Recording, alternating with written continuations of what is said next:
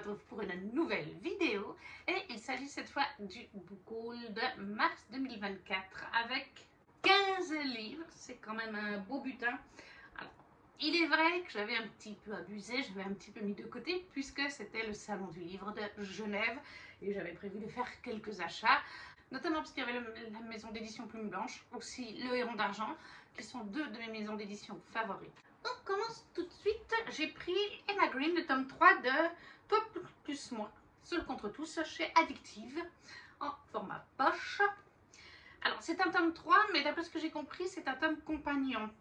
Quand Alma Lancaster rencontre Vadim Arkady à la fac de cinéma de Los Angeles, tout les sépare. Alma, la jeune franco-anglaise, a tout juste 18 ans, des parents aisés, un petit ami parfait et une vie toute tracée. Vadim, lui, est américain. Il a des origines russes, un passé trouble et ne possède ni famille ni attache. Elle est prisonnière de son milieu, lui est épris de liberté. Elle veut tout découvrir, lui ne veut rien lâcher. Pourtant, c'est de la satire, se défie, se repousse, s'apprivoise. La petite fille modèle et le mauvais garçon tourmenté luttent pour ne pas s'aimer. Les deux étudiants ne le savent pas encore, mais cette rencontre va changer leur vie à jamais. Voilà, donc le poche des Emma Green, Seul contre tous, Toi plus moi, c'est le 3e tome, mais c'est un tome compagnon chez Addictive, format poche. Peut-être que vous entendez un bruit de vent, c'est possible. J'ai le ventilateur qui est sur 1, donc minimum tout près de moi pour faire un peu d'air frais. Il fait 26 dans la maison. Il fait 26 dans la maison, enfin dans le salon. Ici, il fait peut-être 24 parce que j'ouvre la journée, mais bon, comme on a beaucoup de voisins, je ne vais pas filmer la vidéo avec la fenêtre ouverte, même si je ferme le store pour que vous ayez la lumière dans le dos. Et je ne vais pas faire profiter à toute la rue. Mais il fait trop chaud pour ne pas mettre le ventilateur. Sinon, je tourne plus de vidéos du tout pendant cette période de canicule, parce que je pense que là, je fonds. Donc voilà, sachez que voilà, le bruit que vous entendez, c'est mon ventilo, je m'en excuse. Ensuite, j'ai pris Nos âmes tourmentées de Morgane Moncomble chez Hugo, pour format poche. On y suit Azalée. Azalée qui était une adolescente épanouie autrefois. Certains événements l'ont poussée à devenir ce qu'on a toujours dit d'elle. Mais le jour où sa mère, qu'elle n'a pas vue depuis des années, décède dans un accident de voiture, son masque de jeune femme froide et indifférente menace de se fissurer. Si elle s'était promis de ne jamais revenir à Charleston, là où tant de choses se sont passées, elle décide de faire une exception. Elle était loin de se douter qu'un seul été suffirait à bouleverser tous ses principes. Car Azalée n'est pas dupe, son nouveau voisin, le séducteur et tatoué Eden, semble bien décidé à percer tous ses secrets. Les ombres du passé planent toujours sur Charleston et les apparences n'ont jamais été aussi trompeuses. Voilà, donc Nos âmes tourmentées de Morgane Moncomble chez Hugo format poche. Celui-là, il a été lu depuis un an et 3 mois. Celui-là aussi a été lu, toujours du Salon du Livre de Genève. Bodyguard, le tome 1 de Laura S. Wilde chez Hugo, format poche, là aussi. Là, on suit en fait, il y a plusieurs tomes, c'est une saga. On va suivre des frères et leur père. Leur père a monté une boîte, ou leurs parents de manière générale, de protection rapprochée, de bodyguards. Il y a des années de ça, et les trois frères, plus un copain d'adoption qui est presque comme un frère d'adoption, c'est le cas de le dire, travaillent dans cette boîte. Il y a plein d'autres gens qui y travaillent, il n'y a pas que les frères, mais voilà. C'est une boîte de bodyguard et chaque tome est consacré à un bodyguard et son love interest. Là, dans le tome 1, c'est la famille Westwood. Et dans le tome 1, on suit en fait Lennon. Voilà, Lennon qui va être attribué à Dovie, c'est ça? Voilà, oui, Dovie. Lui aussi, il est lu. Dovie, qui est une fille, une jeune femme très intelligente qui fait des études au MIT. Voilà, passionnée d'astronomie. Mais quelqu'un la harcèle, ça fait un moment que ça dure. Et on lui a attribué, je crois que c'est ses pairs, lui ont attribué un bodyguard pour sa sécurité et pour essayer de résoudre qui la harcèle. Et donc c'est Lennon qui s'y colle, mais bien sûr ça ne va pas se passer comme prévu, il va y avoir une romance entre les deux. Donc les bodyguards, le tome 1, Lennon, c'est le nom du tome, de Laura S. Wilde au format poche chez Hugo. Toujours au Salon du Livre de Genève. C'est drôle parce que j'ai pris le tome 2 cette année d'ailleurs, et je ne me rappelais pas que j'avais pris là-bas. J'ai pris Les Mémoires de la forêt de Michael Brun-Arnaud et illustré par Sanoé chez l'École des loisirs. Un joli livre, comme je vous dis, illustré par Sanoé, en couleur qui plus est. Lui aussi, il est lu d'ailleurs. Lui, il a même été écouté en audio une première fois avant de l'acheter, à sa sortie. Et 1 an et quelques plus tard, relu. Dans Les Mémoires de la forêt, le tome 1, on est avec des animaux, on parle d'anthropomorphisme, puisque c'est des animaux qui agissent en être humain.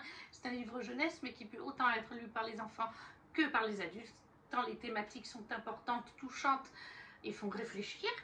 Dans le tome 1, on suit en fait Archibald Renard, qui a une librairie où vous pouvez même mettre en vente des exemplaires uniques, c'est-à-dire les livres que vous avez écrits vous. Et un jour, son ami, qui est la taupe Ferdinand, va venir lui demander s'il peut récupérer des écrits qu'il a fait il y a des années, les mémoires de Ferdinand. Il avait mis ça à la librairie il y a des années en vente, et ça n'a pas été pris pendant des années, mais là, tout d'un coup, il y a quelques jours, ben, ça a été vendu. Et en fait, Ferdinand souhaitait les récupérer parce que Ferdinand souffre de la maladie de l'oubli-tout. Et il voudrait récupérer ses carnets pour ainsi pouvoir se rappeler des choses en les relisant. La maladie de l'oubli-tout, vous l'avez peut-être deviné, c'est une manière douce de parler de la maladie d'Alzheimer, de faire une première approche pour les enfants, une manière doudou de l'appréhender. Mais voilà, les sujets sont très forts, sont très bien menés. Michael Brun-Arnault a travaillé d'ailleurs, comme il dit, durant 10 ans à l'accompagnement des personnes atteintes de la maladie d'Alzheimer et de maladies neuro-évolutives. Et ça se ressent, il a fait un super boulot. Et donc, Archibald Renard et Ferdinand Taupe partent, les deux meilleurs amis, en quête des mémoires de Ferdinand Taupe et en quête de Maude, puisque Ferdinand se rappelle d'une Maude, mais il ne sait plus qui est Maude par contre. Enfin si, il se rappelle, c'est sa femme. Sauf que Archibald Renard n'a jamais vu Maude. Ça fait des années qu'ils se connaissent et il n'a jamais connu de femme. Il n'a jamais vu sa femme Maude. Donc où est Maude et où sont les carnets de Ferdinand? Ça c'est pour le premier tome des Mémoires de la forêt de Michael Brun-Arnault, illustré par Sanoé, chez l'École des loisirs. Et avec le ventilateur, vous verrez peut-être me toucher le nez et le visage, j'ai des poils de chat qui volent partout. C'est très bien d'avoir des Norvégiens. C'est des très gentils chats, ça perd beaucoup de poils. Ensuite, j'ai pris un livre qui n'est pas encore lu, c'est une saga, et j'essaye d'avancer dans celle que je possède déjà. Donc c'est Le Talisman de Peiragon, Les 100 plumes de Katia Lasagna, chez Anto Édité, non c'est chez Siplog. Par contre je ne sais pas si Siplog est une maison d'édition ou pas. Tout ce que je sais c'est que Katia Lasagna est une autrice suisse, et je suis quand même suisse d'origine, franco-suisse on va dire, par mes parents. Et l'illustration, je pense que vous l'avez peut-être reconnu, c'est Nicolas, si je vous mets trop de reflets, Nicolas Jamonneau. Voilà, en fait c'est Ludivine, c'était notre première rencontre au Salon du Livre de Genève l'année passée en 2024. Ludivine me montre, elle me dit qu'est-ce que tu as acheté, je lui montre, elle me montre ce qu'elle a acheté et elle avait acheté ça. Et j'ai tout de suite reconnu la patte de Nicolas Jamonneau, c'est une patte qu'on reconnaît. Et je dis ça me fait tout de suite envie. Je sens que quand Nicolas est aux commandes d'une couverture, c'est comme Tiff, vous pouvez être sûr que ça va partir dans ma wishlist. J'ai même pas forcément besoin de lire le résumé, juste des fois les mots-clés sur Booknote et je suis là, ok, voilà, Nicolas Jamonneau, Tiff, les mots-clés du livre, je prends. Ils font un tellement bon travail sur leur couverture que ça donne envie. Oui, je sais, on ne doit pas acheter un livre à sa couverture, mais ça aide. Et donc là, je sais qu'on est dans une saga en 3 ou 4 tomes, je ne sais plus. Au décès de sa grand-mère, Elisa Duval se voit confier la garde d'un talisman, sauveur de son monde et de celui des Siam. La vie de la jeune femme, loin d'être jusque-là une aventure épique, prend un tournant inattendu. Elle, si maladroite et solitaire, s'allie à Kylian, un Siam guerrier, balafré, arrogant et dangereux. Ensemble, ils doivent protéger le talisman et sauver la famille d'Elisa, prise en otage par le Locle, le terrifiant seigneur des ténèbres. Avide d'anéantir les Siam et d'asservir l'humanité. Dans un périple semé d'embûches et de créatures sans pitié, à travers la forêt et la brume, Elisa et Kylian se lancent alors dans une course effrénée contre la montre. Voilà, ils me donnent toujours très envie. Ça, c'est pas encore lu. Donc, Katia Lasagna, Le Talisman de Peiragon, le tome 1 chez Siplog. Comme je vous avais dit, au Salon du Livre de Genève, il y avait Le Héron d'Argent et il y avait du coup Le Sortilège de la Lune Noire, qui est un collectif avec J.K. Grass, Lorenza, Mélodie Smack, Colline Dumas et Sarah Kallman. Donc chez Le Héron d'Argent avec un petit jaspage, je ne sais pas si vous verrez bien. À l'intérieur, oui, j'avais eu... Ah, j'ai même eu 2 marque-pages. L'intérieur se présente comme ceci. Derrière, il est comme ça. Dessus, voilà. Et là, on nous dit 5 femmes, 5 sorcières. Alors que l'équilibre magique est menacé par un cataclysme imminent, elles devront faire face au chaos. 5 jours pour reconstruire ce que l'une d'entre elles, par amour, a détruit. 5 destins flamboyants s'entremêlent en un sabbat mortel. Surplombant les ténèbres de cette longue nuit, la lune se lève. Un récit ésotérique exceptionnel par 5 autrices de grand talent. Voilà. Ça, il n'est pas encore lu non plus. Je pense que je le lirai peut-être cette année à Halloween. Remarquez, j'aurais pu le lire l'année passée. J'avais déjà pas mal de livres pour Halloween 2024. Donc, Le sortilège de la lune noire, un collectif du Héron d'Argent, avec 5 autrices.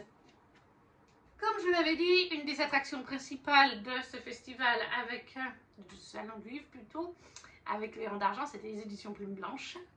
Et du coup, je suis allée faire dédicacer plein de livres et j'en ai profité pour prendre à Marion Aubry, qui est autrice et la patronne de Plume Blanche, son intégrale de L'Ange déchu, de Marion Aubry, aux éditions Plume Blanche, bien sûr.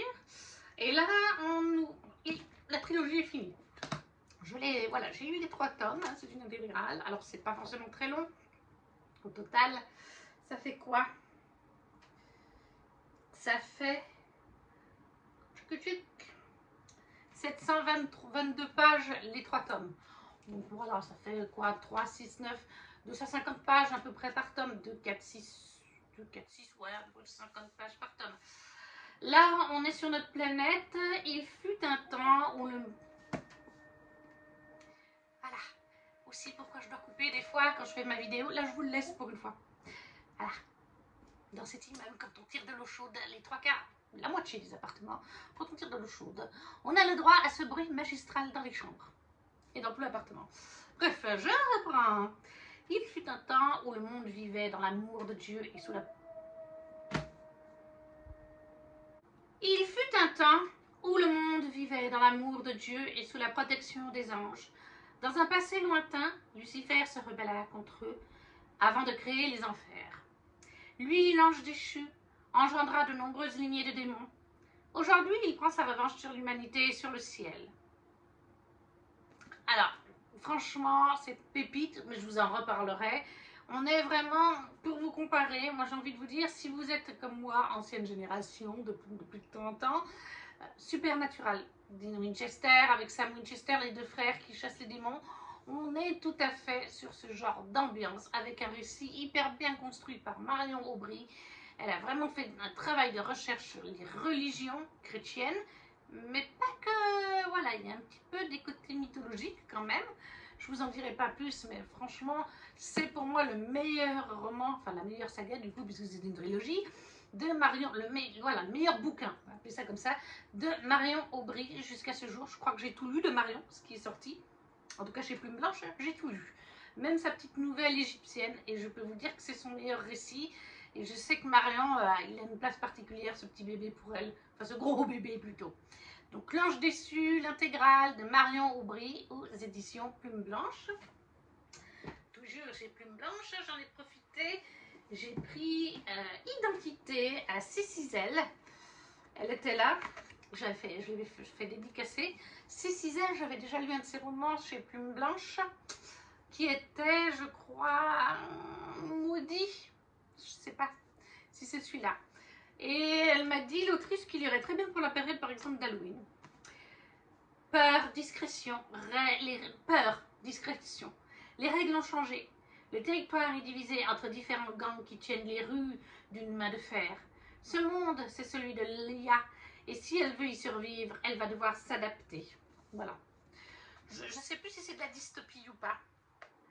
Quand la société a décidé que vous êtes devenu un paria, que vous reste-t-il comme espoir de survie? Je pense quand même qu'on est sur une sorte de dystopie ou d'apocalyptique. Quelque chose comme ça. Mais voilà, Identité de Cécile aux éditions Plume Blanche. Et il y avait aussi en dédicace Lena Jomae. Et je lui ai pris Blood Witch à son intégrale de tomes. Ouh, il y a plein de poils de chat parce qu'ils étaient par terre en attendant ce soir de filmer. Et ça, c'est lu aussi. Voilà, comme l'Ange déchu, cette intégrale est lue parce que j'ai aussi eu dans les packs 2025 et 2024, ou 2024 et 2023, les Résurrections, les tomes 1 et 2, qui est la suite de cette duologie. Dans Blood Witch, on suit une jeune femme qui est... Bon, je vais plutôt vous lire le résumé parce qu'en fait, c'est bourré d'humour et le résumé lui-même est bourré d'humour en fait. Et merde, encore un. Bon alors, oui, c'est à toi que je parle là. Tu crois vraiment avoir les reins suffisamment solides pour découvrir mon histoire? J'en suis pas si sûre, moi. Si je te dis que je suis une sorcière dans un monde timbré avec des vampires et des loups-garous, entre autres choses, toujours partant? Bien, comme tu voudras. Alors vas-y, prends-le ce bouquin, installe-toi confortablement et surtout amène-moi un verre de tequila. Voilà, c'est vraiment une duologie bourrée d'humour de personnages qui est du coup, je ne sais même plus, parce que du coup, je ne sais plus. Erika, oui voilà, c'est Erika. Erika est vraiment bourrée d'humour, elle prend tout avec l'humour au maximum. J'ai beaucoup pris de plaisir, je vous en reparlerai en update lecture. Donc Blood Witch, l'intégrale. Donc Blood Witch, l'intégrale des 2 premiers tomes. Après il y a donc Résurrection qui est une autre duologie, mais il faut d'abord lire celle-là pour mieux comprendre l'histoire, ça vaudrait mieux. Chez les éditions Plume Blanche de Lena Jomae. Et voilà, ça c'était vraiment les ouvrages achetés au Salon du Livre de Genève.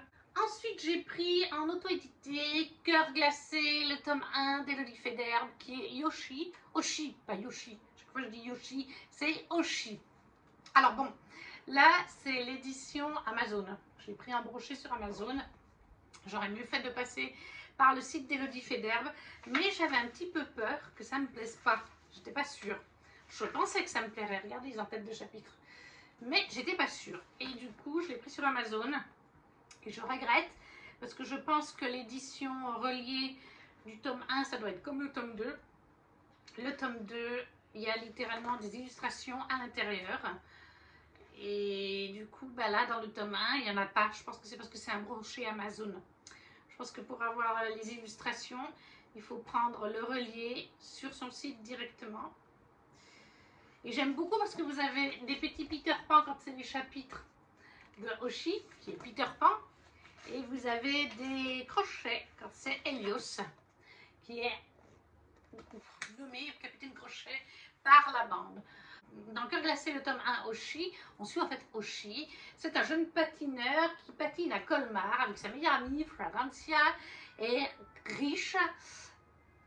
Et en fait, Oshi est un jeune prodige, sauf qu'il a vécu un moment difficile, une sorte de drame, je ne vais pas trop vous en dire, et depuis il n'arrive plus à faire certaines choses au patinage et surtout il s'est fixé un objectif de faire une certaine figure très compliquée qu'il n'y a que Helios Walker, je ne sais plus quelle est la figure, je ne sais pas si c'était marqué dans le résumé, il n'y a que Helios Walker pratiquement qui arrive à faire cette figure de patinage artistique.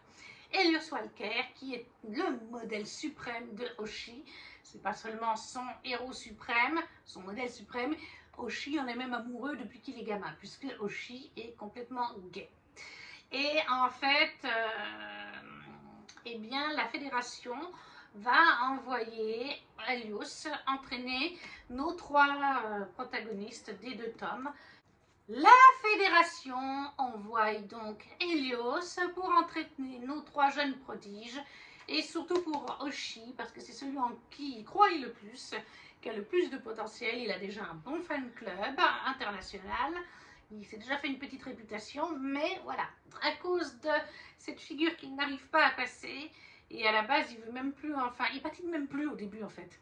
Voilà, à cause d'un événement qui s'est passé, dramatique, il patine plus, il veut arrêter. Ses parents essayent de l'encourager, donc plus que sa mère, je crois, elle est psychologue ou quelque chose comme ça, donc elle connaît bien le sujet.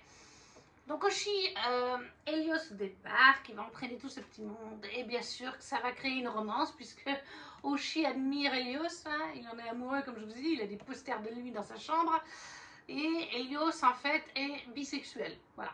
C'est un jeune papa non, parce qu'il a été patineur artistique professionnel, il a la trentaine, un peu plus de la trentaine. Il a arrêté le patinage de haut niveau en fait suite au JO, où malheureusement il a été contrôlé positif. Et il clame haut et fort depuis toujours qu'il ne s'est jamais drogué, que c'est pas normal, que le test a été faussé, etc. Ce qui le décrédibilise beaucoup parce que les tests ont été faits, hein, voilà. Mais Oshii est persuadé aussi qu'il y a quelque chose là-dessous et soutient son coach. Son coach le booste, essaye de voilà, de faire passer les étapes. Et bien sûr que comme lui est bi et Oshii est gay, il va y avoir une histoire. Donc on est aussi bien sûr sur une histoire avec une différence d'âge. Oshii a 19 ans je crois, de mémoire 18 ou 19 ans, en tout cas il est majeur. Hein. Et Helios a 30 ans, 32 ans, quelque chose comme ça. Forcément, si quand Helios était un patineur professionnel, Oshii était un gosse, parce que je crois que oui, de mémoire, Oshii l'a rencontré quand il était gosse. C'est comme ça que c'est devenu son héros, c'est que forcément il y a une différence d'âge. Mais ça se voit pas, franchement. Super, super roman, je vous en parlerai parce que je l'ai lu. Et il faudra que je me le procure en fait en relié, parce que j'ai adoré cette duologie. Après, j'ai acheté aussi les Runburn tome 1 d'Ariel Halls Tyr chez Gulfstream Édition. Oui, c'est cela. Là, on est dans la mythologie nordique, je pense que ça se voit. On va suivre en fait les Runborn. C'est des gens qui sont nés marqués d'une rune. Tyr est un Runborn, mais 2 siècles après le Ragnarok, donc c'est la fin du monde dans la mythologie nordique, les dieux nordiques ont été oubliés et le jeune homme ignore tout de son héritage. Lors d'un rite de passage organisé par la prêtresse de son village, Tyr découvre qu'il est, comme ses amis Hel et Bragi, le maillon d'une chaîne forgée bien avant sa naissance.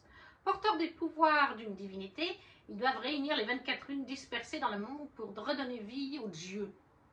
Il leur faudra pour cela convaincre les autres Runborn ou s'approprier leurs runes par la force. Face au chemin pavé de sang qui s'impose à eux, Tyr et ses compagnons sacrifieront-ils ce qu'ils sont pour accomplir leur mission sacrée. Voilà, celui-là aussi il est lu très récemment. Je l'ai lu juste avant le Books Lovers Festival à Lausanne. Donc vous aurez, je pense, la vidéo la semaine prochaine. Je pense que c'est la prochaine que je vais filmer. Un Holland Blabla avec les achats, les dédicaces du salon du livre Books Lovers Festival à Lausanne avec les petites photos et un petit film sur l'événement. Voilà, donc Runborn, derrière Halls, le tome 1 chez Gulfstream Édition.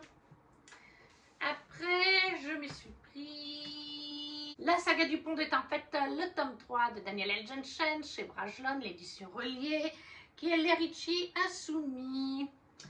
Magnifique édition reliée, avec un très joli petit chasse-page. Une très belle carte que l'édition française a fait au dos du relié, de la jaquette. Le relié se présente comme ceci et on a une très belle illustration en page de garde. Alors là, ce tome 3 commence un nouveau cycle dans la saga du pont des tempêtes. Ça fonctionne par 2 tomes. Il y aura donc 3 cycles en tout. Dans ce nouveau cycle, on va suivre Zara, si je me rappelle bien, parce qu'il est lui aussi celui-là. Oui, Zara et Keris. Voilà, c'est Keris. En fait, on va suivre Zara qui est l'héritière de Valcota et Keris qui est l'héritier de Marie Drina. Et ils sont tous les deux dans une ville, je ne sais pas si on nous parle de la ville en question, mais oui, c'est ça, la cité convoitée de Nerastis. Et cette ville est littéralement divisée en deux. Les deux armées essayent de s'approprier la ville. Entre les deux parties de la ville, il y a un fleuve, un truc dans le genre. Et en fait, un soir, les deux vont se rencontrer. Ils ne savent pas qui ils sont mutuellement parce qu'en fait, Keris, c'est un tout jeune héritier. Son frère est mort il n'y a pas si longtemps que ça. Parce qu'il avait plusieurs frères. Hein. Il y en a encore un qui est vivant, mais maintenant c'est lui l'héritier du trône. Et en fait, il a été envoyé dans cette ville pour manœuvrer. Mais Keris, la politique, tout ça, ça ne l'intéresse pas. Lui, c'est les étoiles, entre autres, qui l'intéressent. Et en fait, en voulant... il va finir par croiser Zara. Comment, je ne vous le dirai pas. Mais ils vont apprendre à se connaître, en ne sachant pas qui ils sont mutuellement. Parce que Kéris, on l'a jamais vu en tant que fils héritier. Comme ils étaient plusieurs, Kéris étant discret, on l'avait jamais vu. Zara, certes, elle est connue, mais Kéris ne pouvait pas la connaître puisqu'il ne fait pas la guerre avant de devenir, de devenir tout d'un coup l'héritier parce que le frère aîné a été tué. Et en fait, voilà, ils vont commencer à se parler, ils vont tomber amoureux et à un moment donné, ils vont réaliser qui ils sont. Et je vous en dirai pas plus, mais voilà, c'était très intéressant. C'est une sorte de, totalement, je trouve, une réécriture en Roméo et Juliette, hein, avec cette ville divisée en deux, les deux royaumes qui sont divisés, qui se font la guerre, deux personnes qui tombent amoureux alors qu'ils ne devraient pas, et qu'il va y avoir plein de drames autour de tout ça, d'événements. Ouais, totalement une sorte de Roméo et Juliette, version Daniel L. Jensen. J'ai beaucoup aimé, je vous en reparlerai, parce qu'il est lu, je vous l'ai dit, je crois. Mais voilà, c'est le tome 3 de la saga du Pont des Tempêtes qui commence l'arc de Zara et Kéris, qui se conclut dans le tome 4 que je possède, mais qui n'est pas encore lu. Donc, le Pont des Tempêtes, le tome 4 chez Brajlon de Daniel L. Jensen, le tome 3, pardon. Ensuite, je me suis acheté le tome 2 de 6 couronnes écarlates d'Elizabeth Lim, c'est donc La promesse du dragon, aux éditions Rajo, très jolie édition que j'aime beaucoup. Le jaspage est tout simple, mais ça fait son effet. Et alors, en dessous, il se présente comme ceci. Il est magnifique. Il n'y a pas, par contre, il n'y a pas de page de garde, c'est blanc. C'est un tome 2, donc je vais éviter de vous parler du tome 2. Lui aussi, il est lu. Il y a pas mal de livres de ce tas qui est lu. Ça, c'est une bonne chose. C'est un tome 2. Dans 6 couronnes écarlates, le tome 1, on suit une jeune fille, Shiori. Shiori est une princesse et elle a un pouvoir qu'elle cache. Et un jour, sa belle-mère, avec qui elle s'entendait bien, il fut un temps, mais c'est plus le cas actuellement, va découvrir qu'elle possède ce pouvoir et elle-même, la méchante belle-mère, détient aussi un pouvoir. Et en fait, cette méchante belle-mère va mettre une malédiction sur Shiori. Elle peut parler, mais si elle parle, ça tue un de ses frères. Elle en a, je crois, 7, quelque chose comme ça. En tout cas, elle en a un certain nombre. Même qu'un seul mot. À chaque fois, ça tue un frère. Et sa malédiction, elle lui met aussi un bol qui est incrusté sur sa tête, pour ne pas qu'on la reconnaisse comme étant la princesse du royaume. Et elle va donc s'enfuir. Et une autre partie de la malédiction, c'est que ses frères sont changés en grues cendrées. Donc voilà, c'est un peu compliqué. Ça reprend des mythes, contes et légendes d'Asie. Le mythe des grues, j'en avais déjà entendu parler de cette histoire des grues cendrées avec leur sœur. Très légèrement, j'en avais entendu parler. Donc ça reprend des contes et légendes d'Asie en général. Je préfère dire d'Asie parce que je ne sais jamais si c'est Japon, Chine, Corée ou d'autres pays. Donc je dis d'Asie, voilà, de culture asiatique. J'ai beaucoup aimé, celui-là aussi, il est lu d'ailleurs. Et en fait, ça va être ça, c'est Shiori qui va se balader dans le royaume, mais de manière incognito, qui va essayer de préserver ses frères en ne parlant pas, en ne devinant pas qui elle est, etc. pour les gens. Et il va se passer plein d'autres choses, mais ça je ne vous dirai pas, ça vous spoilerait. Voilà, donc le tome 2 de 6 couronnes écarlates d'Elizabeth Lim, qui est donc La promesse du dragon, chez Rajo. L'avant-dernier livre, c'est un de Saxus, on n'en avait pas eu beaucoup. C'est le tome 3 du Royaume des damnés de Kerry Maniscalco, qui est le royaume des infernus cette fois. C'est le royaume des damnés, je crois, le tome 1, oui.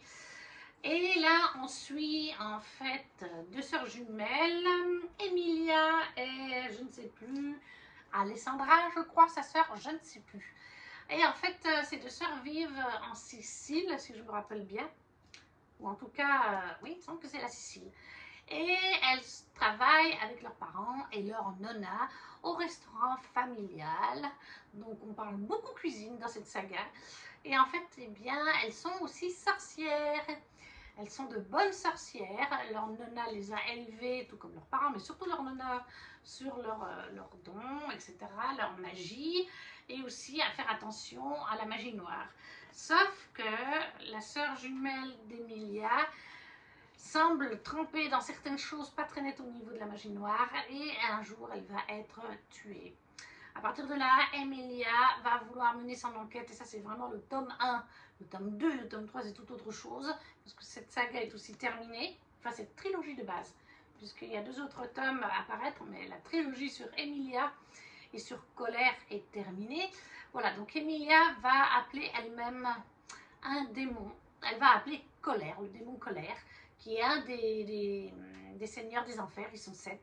Colère, gourmandise, j'ai les 7 péchés capitaux. Là, comme ça, il n'y a que colère et gourmandise qui me reviennent. Luxure aussi, voilà. Donc, elle va l'appeler Colère. Elle va mener l'enquête avec lui. Et on va, voilà, parce qu'elle est persuadée qu'il y a un autre démon, un autre des seigneurs des enfers qui est lié avec la mort de sa sœur.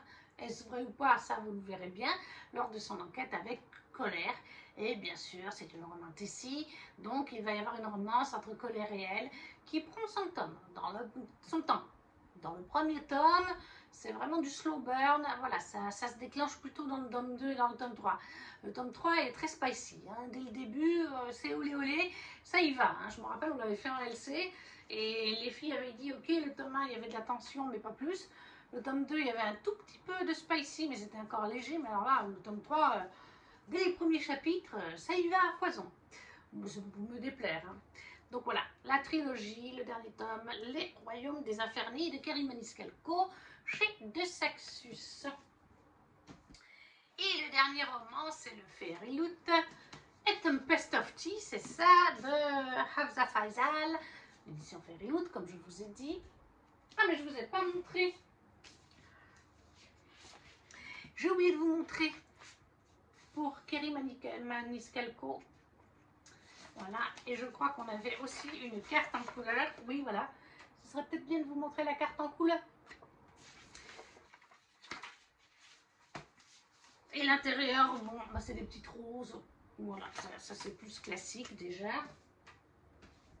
Et le dernier roman, c'est l'édition Fairyloot, A Tempest of Tea de Hafsa Faisal, qui est chez Panem Macmillan.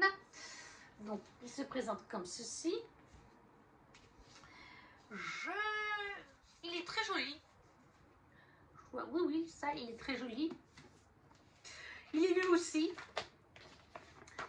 Mais je crois que Hafsa Faisal est une autrice que j'aime bien lire quand même. Mais je pense que ce n'est pas une autrice que je vais garder. Voilà. Une fois que... déjà avec le chasseur... mince, comment ça s'appelait cette duologie en français? Ah, je ne sais plus, j'ai un blanc. C'est paru chez De Saxus. D'ailleurs, celui-là est aussi paru chez De Saxus. Hein. C'est eux qui publient Hafsa Faisal. Et c'est paru en français, ce tome 1. Chasseur de flammes. Voilà, sa biologie, chasseur de flammes. J'avais passé un bon moment, mais ça ne faisait pas partie de mes coups de cœur. Je la garde pour l'instant parce que j'ai encore de la place au niveau des De Saxus. Mais à un moment donné, je pense que je la vendrai. Et celle-là, j'ai moins apprécié que Chasseur de flammes. On n'est pas là pour faire un update lecture, donc ce n'est pas le but. Mais voilà, je vais continuer cette saga parce que je n'ai pas envie d'arrêter une saga que je commence. Je n'arrive pas à DNF un livre, je n'arrive pas à arrêter une saga. Par contre, je pense sérieusement que je vais la continuer en e-book. Parce que les éditions Fairyloot, c'est une quarantaine d'euros. C'est pas donné donc. Et même si l'objet livre est très joli, comme je vous dis, je le trouve très très joli. Plus qu'en français d'ailleurs, je crois. Mais ouais, je vais continuer en e-book parce que payer 40 euros pour un livre que je vendrai au final, même si ok, bah, je peux le revendre au prix d'achat, même plus cher. Quand c'est des grosses autrices, les Fairyloot peuvent se revendre même... des grosses autrices, les Fairyloot peuvent se revendre 100 euros. Mais non, j'ai pas envie de dépenser 40 euros pour ça. Mais on nous dit donc dans la version française, pourquoi sauver le monde quand on peut savourer un bon thé? Avec ses cheveux mauves et son tailleur sur mesure, Artie Casimir n'est pas que la propriétaire du Spindrift, le prestigieux salon de thé de White Waring. À la nuit tombée, elle devient la gérante d'un bar à sang illégal où vampires et secrets se mélangent. Lorsque l'entreprise de sa vie se voit menacée par le mystérieux souverain masqué d'Etenia, Artie n'a plus qu'un mot en tête, vengeance. Mais il n'y arrivera pas seul. À la tête d'un groupe de marginaux criminels reclus en tout genre, elle prépare le casse ultime. L'objectif, pénétrer dans l'Atherium, la haute société des vampires, et récupérer un document compromettant. Entre alliance, trahison et rebondissement, la vérité derrière ce braquage se révèle peu à peu.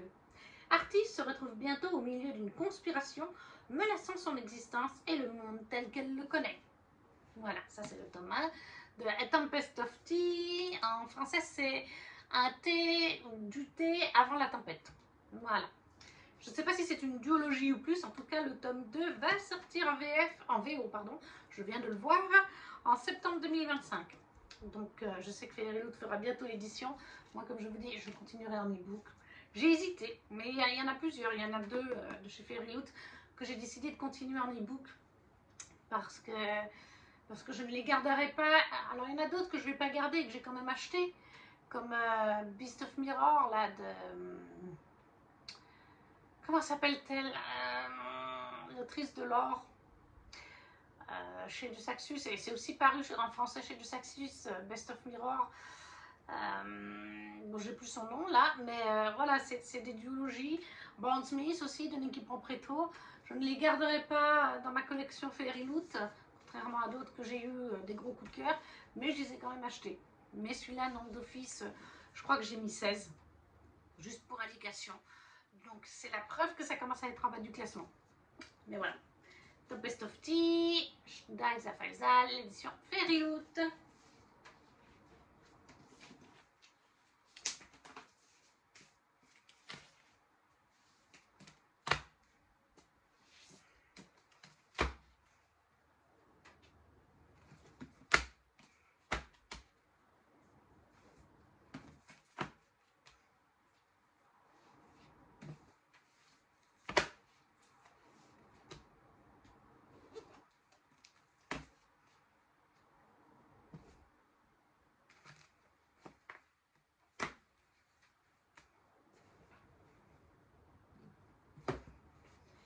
Et voilà, nous en avons terminé pour cette vidéo. La pile à lire, la pile de livres, quand même, c'est pas une pile à lire, hein, comme je vous ai dit, il y a plus de la moitié qui a été lue, et presque aussi haute que moi.